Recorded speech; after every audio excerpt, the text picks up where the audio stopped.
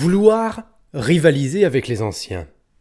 Vouloir faire mieux, plus beau, plus grand, plus fort, ou du moins exister à leur côté. Voilà un objectif autrefois banal, sous-entendu même, pour un poète. Ce vertige salutaire qui secoua Virgile lorsqu'il saisit sa plume et qu'il connaissait l'Iliade, et que sentir après lui Dante, Rabelais, Victor Hugo, Proust, Céline, lorsqu'il se frayait une place nouvelle dans l'Olympe littéraire. Eh bien, cette semaine, je vous présenterai en un spectacle poétique comment à mon tour, saisi de ce vertige, j'ai tenté de rivaliser avec mes outils, avec le génial poème Beaux endormis de Victor Hugo. Si vous voulez le lire, je l'ai mis en commentaire.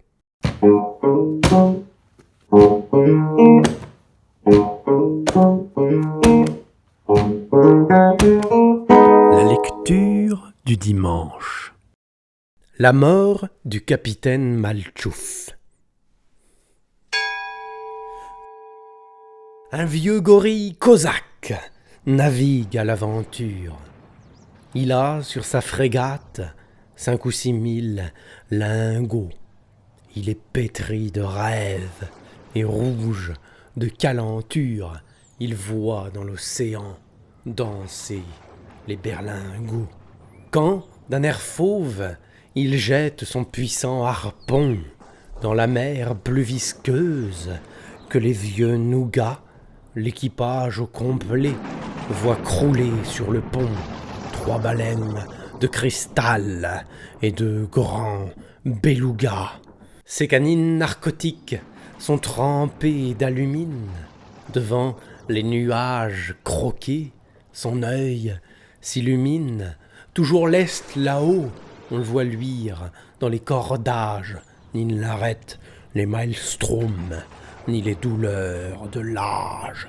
Ce singe avance, pirate, loin des schnoufs coliques, tranquille et délavé, plein de gris scrognonieux, et jutant la framboise sur le roulis miteux, ses voiles sacrés, c'est comme des mamelles publiques.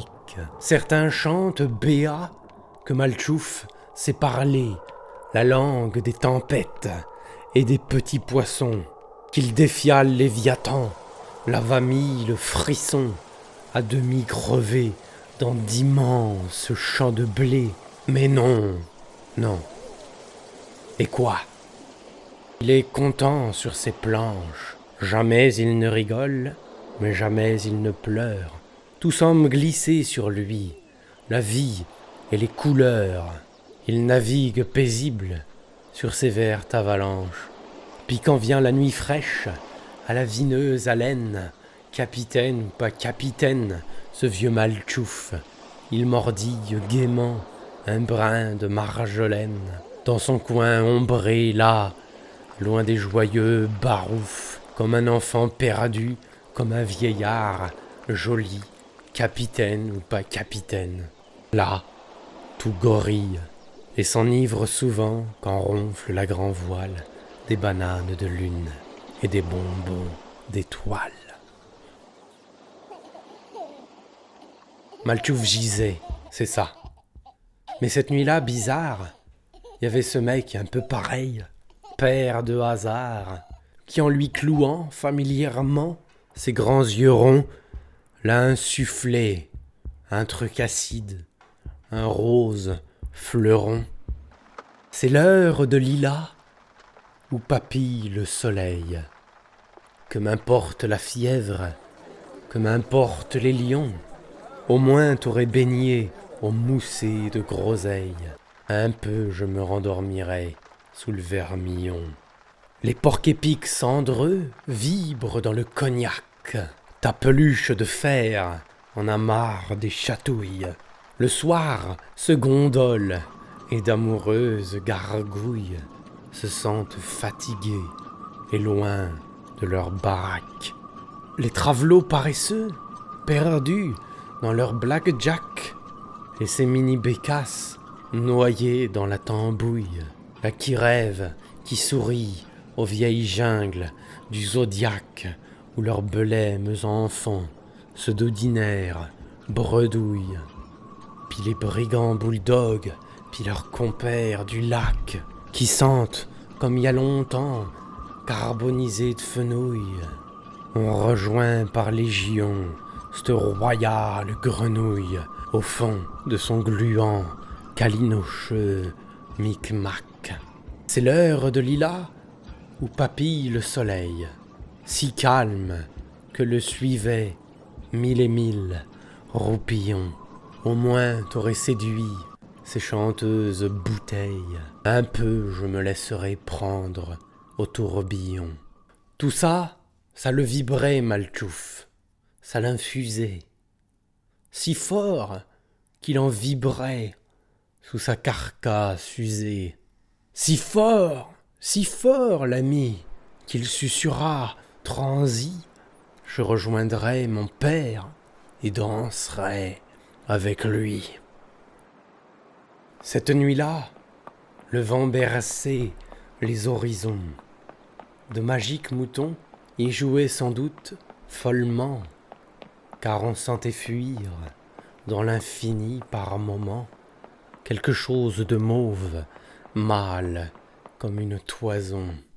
C'était l'art du frisson, posé sur le bastingage, le par-dessus fruité, puis la fidèle casquette, puis tranquille, près des bottes pour singe, bleues de cirage, une pipe d'ébène fumait sur la banquette. Tout en silence se pâmaient aux tiédeurs nocturnes les hommes et les poissons, les êtres et les étoiles, aux lancinantes douceurs, aux douceurs taciturnes. Tu le voyais pas se noyer, le gorille ancestral. Au lointain, on oyait palpiter un grelot. Les vagues ne conspiraient plus, n'étaient plus cruelles, et titillant comme un éclat de caramel, une étrange lumière dansait au fond de l'eau. Oh, depuis ces visions, bien des vagues ont coulé, bien de noirs ouragans ont torgnolé le navire, et le bois a vieilli, et les hommes ont changé, comme change le vent, où meurent les souvenirs.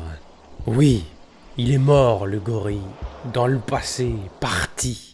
Plus personne ne connaît son nom, et si on l'entend, aux syllabes vidées par la cuillère du temps, on fronce les sourcils en se demandant c'est qui.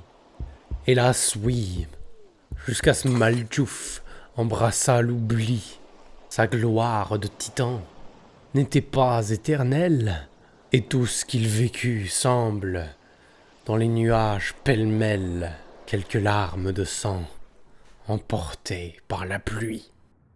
Bien des vagues ont coulé, certes, mais malgré le temps, malgré la casquette de ce gras nouveau patapouf qui règne à bord, et malgré que volèrent 1000 printemps, un ancien camarade songe encore à Maltchouf. Lui seul, ce compagnon, ce fou copain, lassé de la bourlingue et pâle comme un revenant, s'assoit encore aux nuits amères sur le cordage brun et regarde les étoiles en se souvenant. Le roi des mers, le capitaine, c'était Maltchouf. Ni les maelstroms ni l'âge ne pouvaient l'arrêter. Il parlait aux tempêtes, naviguait comme un ouf. C'était Maltchouf, mon roi, je l'oublierai jamais. Il nous ramenait de bons steaks hachés de baleine, nous cousait des bonnets faits de sa propre laine, sifflait dans son hamac, de temps en temps mazurquait. C'était Maltchouf, mon roi, et je l'oublierai jamais. Sa peau rouge, de plombeux soleil, l'avait tanné. Il pourfendit la mer de beurre, et sans effort navigua en pirate dans la vie, dans la mort. C'était Maltchouf, mon roi, et je l'oublierai jamais.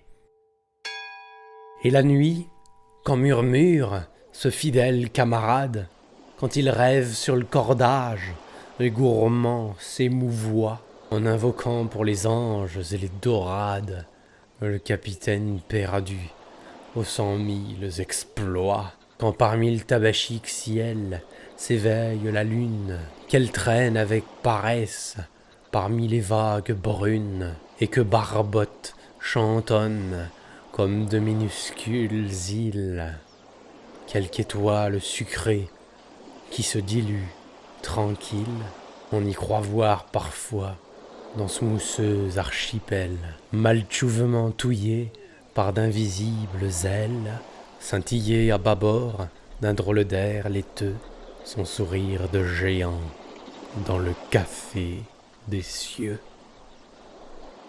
Si vous ne voulez pas manquer la prochaine lecture du dimanche, je vous invite à vous abonner à la chaîne des Frères Michel et à partager cette vidéo avec quelqu'un que vous aimez bien, si elle vous a plu. Et aussi, si vous avez des commentaires, compliments ou critiques sur ce nouveau format, ça m'intéresse beaucoup.